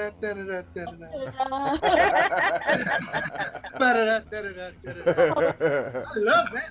You know, I'm gonna watch a video later. Okay. I'll search me. Okay. Good. Sounds All good. right. Y'all Hey, later. George, before you go. All right. I love that new song, that sax song, saxophone. Boy, that. See, Joyce? See? Yeah, I know, right? That's what I was telling her, man. Yeah. Thank All you. right, bye-bye. All right, bye-bye. All right, Joyce. Bye-bye. All right. But yeah, but you two guys, y'all got something in common because y'all both play the horn, right? Oh yeah. Yeah. Yeah, I was thinking it was still in L.A., but because I would have went up there to meet you, buddy. Yeah, we're gonna meet. Don't worry about it. It's that small. We'll meet. Oh yeah. Yeah. So let me ask you about one of your horns. Did you get one of those? Did Jason Harrelson make any of your horns? Yeah, he made me a horn. He made thought it was, how did you know? because Jason makes my horns. Jason made me this one. Oh, he did? Wow. Oh, yeah. Yes, he did.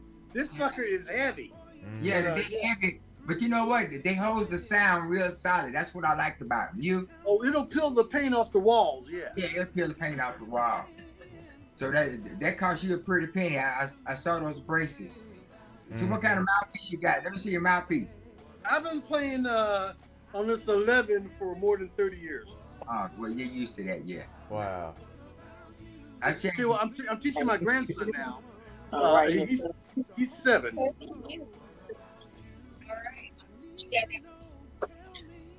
Very cool. Are you there? Yeah.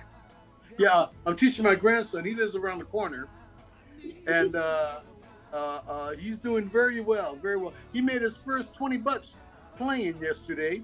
All right. That's cool. And because I told his dad he can hit a C, and I asked him a question. He can tell you what a C note is, and what is the first note in the C major scale. He'll tell you. All right then.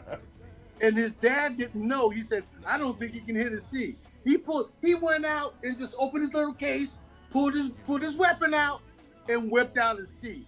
$20. I said, remember what Poppy tells you now. You don't play. That's all right.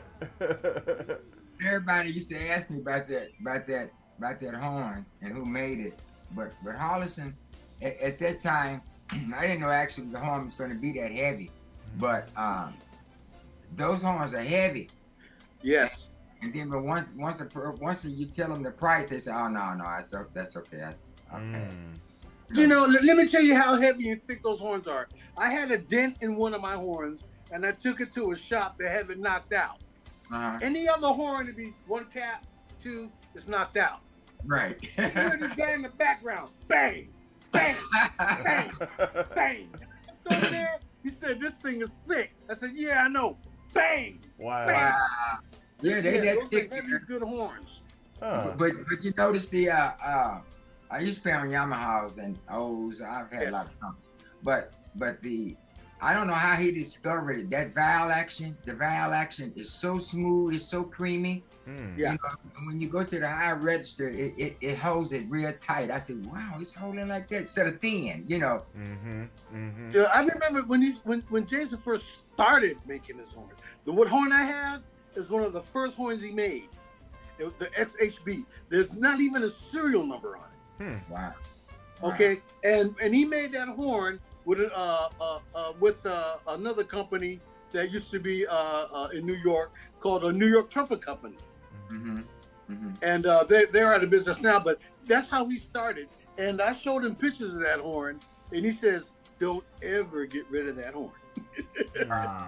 How long? Because that was like his first one, and I'm telling you, it's durable and built to last. Yeah. And great horns. Yeah. And he obsesses over it. You see how he does his computer schematics, right? Right. He's crazy for the horns. He's a good guy. But yeah, I did notice his work right away. When I saw it in your hands, I knew what you had. Oh wow. Okay. How long has that guy been doing the horns? He's been doing it. I tell you, he started out in his garage something like 13 years ago, or 14 years ago, and now it's a huge complex in Colorado now. Dang. Yeah, he moved. But did you go to the shop in Minnesota? Did you go there? No, I haven't been to the shop, but he used to live in his car back in the day when he was in the back of his shop. He used to live in the back of his shop. You know what I'm saying? That's how small he started. Oh yeah. That's the one I went to. You're right. That's the one I went to. Yeah. You know what? When I got up there, I really liked him. He kind of told me his technique and all of that, and was going into mouthpieces. So he actually measured my lips and everything, because I got like medium lips, and to fit that customized mouthpiece, right? And so it took me about, you know how you have to get adjusted different mouthpieces. But see, you've been playing so long, you know, you can go up and down the stairs because you know every placement. And that's when I said, man, this man is serious, man. I stayed in a half a day with him, man. And it took him, he drove me a little crazy though. It took him because the bail, I wanted I like a wide bail. You know, what type of bail you playing on? The medium or what? Hold on. It's a medium bore. It's a medium bore. But let me tell you, it took him a year to make this. We went back and forth. For a year. Wow. Yeah. And the lead pipe is this is sterling silver. Okay, he did yours in silver. Okay, yeah, I see it. And the rings, you see how thick the rings are? Oh yeah. They're not thin. Those are heavy. This is a heavy horn, I'm telling you. Yeah. I'm telling you, it's heavy. But the sound is killer. Yeah. But he's serious. You're talking about measuring your lips and everything else. This boy is serious. And he can play. Yeah, he can play. He can play. Wow. Oh, he showed me all that. That's so cool. Oh, and then what's the other guy that made that flugelhorn for me? Miles Adams. Yeah, Adams. Yes. I got a flugelhorn made by Adams. Adams, yes. Yeah, and then Christian, what's his name? Christian, I can't even think of his name. Azula, he changed his name now. Christian played the trumpet. He was making his horn when I was up there. Christian, I can't even think of the boy's last name. He's out of New York. Okay. Christian. Okay, but anyway, I wanted that horn so bad. That horn wasn't as heavy as Hollis, but it had a nice ring to it. You know that ring, right? I said, right. A nice ring to it. But you know, on your when you're playing in mid range with that Hollison, man, you're really fluffy. You can fluff out. It's a beautiful. You can fluff out. Yeah, I love light horns as well. For my light horn, you remember when they first came out with the Phaeton, right? Yeah. And this is light, but it flies. It flies. I'm like you. I got horns all over the house. Just like Gary, I'm sure he's got bases in every room. Just like oh, your wife or whatever. You getting another one? You're right. What you gonna do with the old one? Yeah. I'll tell you a quick story right quick. Out there in LA, I was at this pawn shop, and this little guy had came in earlier, and he was an old timer. He was talking about trumps and everything. So this guy pawned original Al Hurt horn, and didn't know what he didn't know how much it cost. He didn't know what the price of it. Hold on 1 minute, G. Hold on 1 minute. For those that don't know who Al Hurt is, if you remember the Flight of the Bumblebee in the Green Hornet, that's Al Hurt. That's the guy right there. Bad boy. So anyway, the guy said, man, I give you $50 for it. And so I picked the horn up. I said, it's stamped with Al Hurt. You said 50? All these custom made mutes, all kind of stuff was in there, man, right? And then it had a little note on there. It says, come back to the studio, blah, blah, blah, blah, blah. Please, Al, right? So I was trying to be real cool. I couldn't wait till that little man got out of there, right? You stole that horn. And man, I'm telling you, I almost just passed out. I bought it for $200. He sold it. He gave the little man $50 for it. But he was telling me about that little man. That little man was a famous trumpet player from Europe that been all over. But he just got on hard times and everything, right? Yeah. So, man, I kept that horns for years. And then this girl named Nancy Thornton. Nancy Thornton got mad at me and pawned my horn. So I never did find it. That hurt me so bad. Oh my goodness. No wonder you'll never forget her name. Man, do you know how much that horn would have cost, man? Oh, if I put it online. Yeah. And Gary, it's the old-fashioned type of trumpet. It's thin. The notes are kind of thin, right? But yeah, man, I had an Al Hurt trumpet in my house. I kept it for a year or two to crazy Nancy Thornton. Yeah. Crazy Nancy Thornton. That is crazy. Well, let's do this, Gino. Let's go ahead and premiere your video and then come back, and so because it's getting close to almost wrap up time. Oh, okay. I'm sorry, Gary. So we'll do that. Why don't you set it up real quick? Just a little short setup right here, and I'll play it, and then we'll come back and talk. Okay, this song right here was I wanted to have but Gary, I got a real big secret. I'm gonna tell you later, but I'm gonna tell you right now. Okay.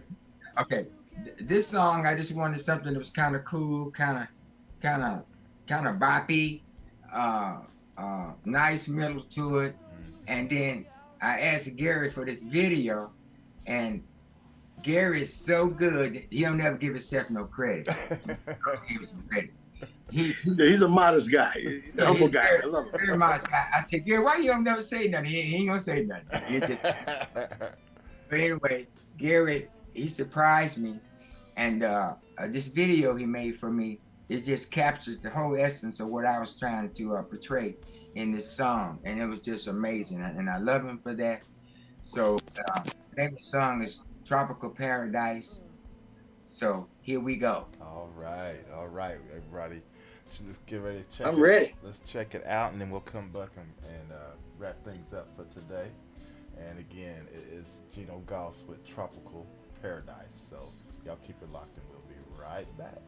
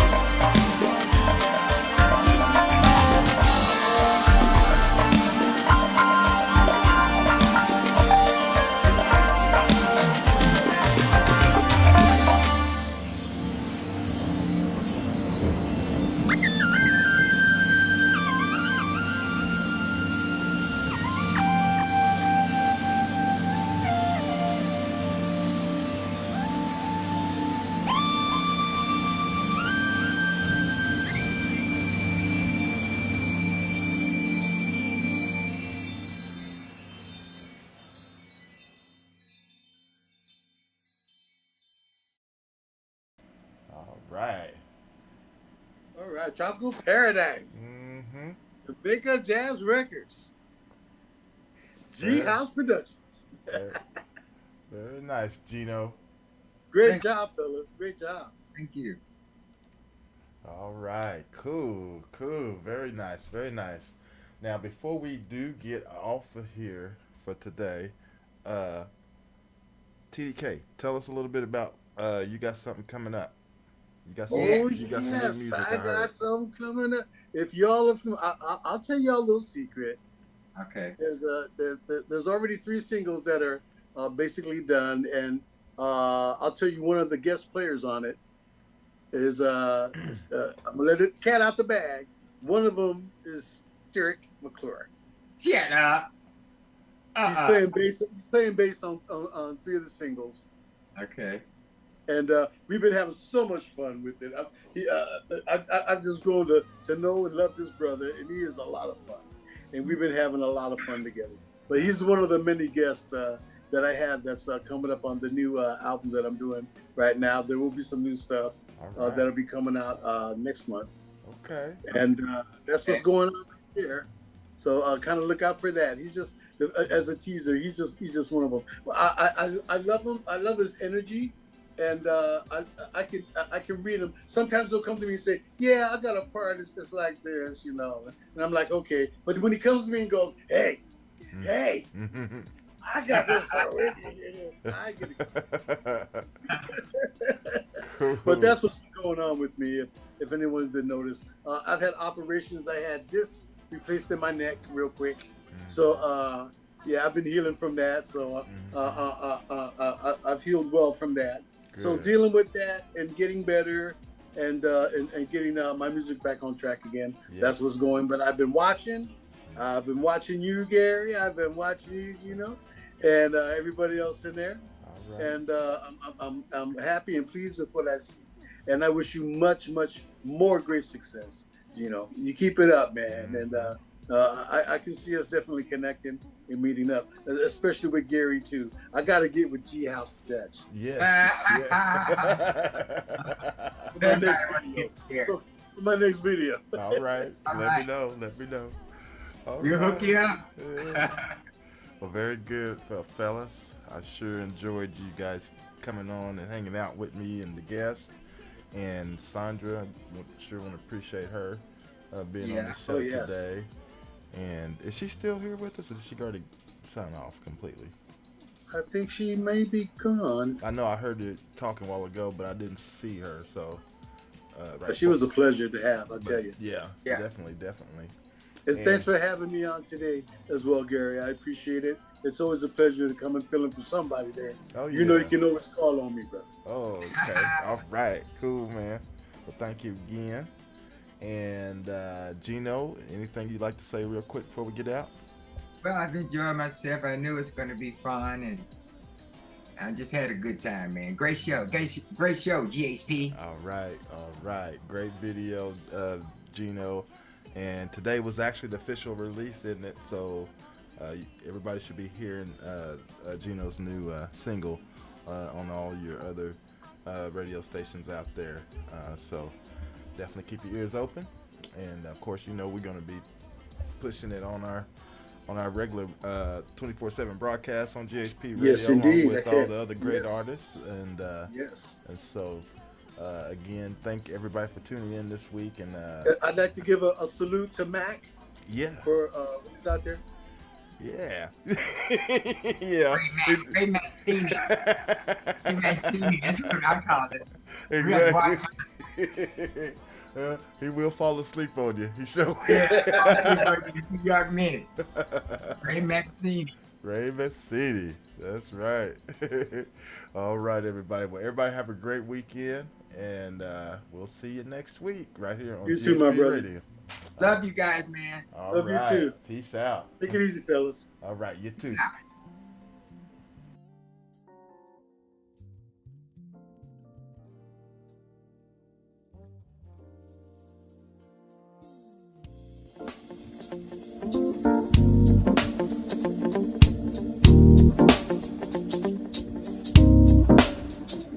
Thank you.